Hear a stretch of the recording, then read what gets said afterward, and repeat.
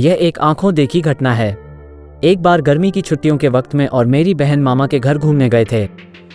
मामा के घर में नानी मुझे बहुत प्यार करती थी और मेरी बहनों को ये पसंद नहीं आता था क्योंकि वे थोड़ी शरारती और थोड़ी मस्ती करने वाली थीं। एक दिन मेरी माँ की तबीयत अचानक ख़राब हो गई। तब मेरे मामा मुझे मेरे घर ले आए। वो भी मेरे घर पर रुक गए। जब मेरी माँ की तबीयत सही हो गई तब मामा जी बोले कि मैं अपने घर जा रहा हूँ। मैं मामा से कुछ बोल पाता इसके पहले ही माँ ने मामा को बोला, हाँ भैया अब मैं ठीक हूँ, आप घर चले जाइए।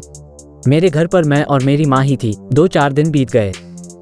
तब एक दिन रात में मुझे जोर की प्यास लगी और मैं आंगन में पानी पीने के लिए उठा। तभी मेरी नज़र ऊपर गई और मैंने देखा कि धुआं जैसा कुछ उठ रहा है। तब मैंने अपनी माँ को जगाया और माँ को बोला, माँ ऊपर देखो, ये काला काला धुआं जैसा क्या उठ रहा है।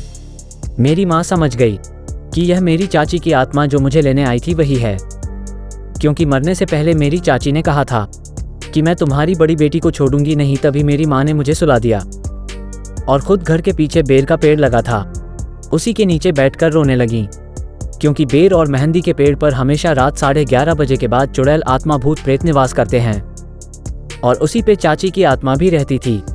तभी मैंने देखा कि मेरी माँ के आसपास बहुत सारी औरतें बैठी हुई थीं। मेरे दिमाग को कुछ ना सूझ रहा था।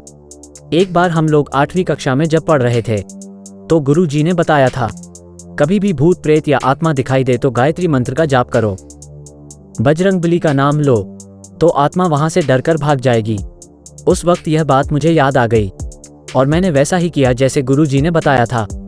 मैंने जोर जोर से गायत्री मंत्र का जाप करना शुरू कर दिया और बजरंगबली का नाम जप करने लगा। मेरी माँ ने मुझे देख खुद भी गायत्री मंत्र का जाप करना शुरू कर दिया और फिर वे सारी औरतें काले धुएं की तरह हवा में उड़कर गायब हो गईं। आज मैं और मेरी माँ सही सलामत है।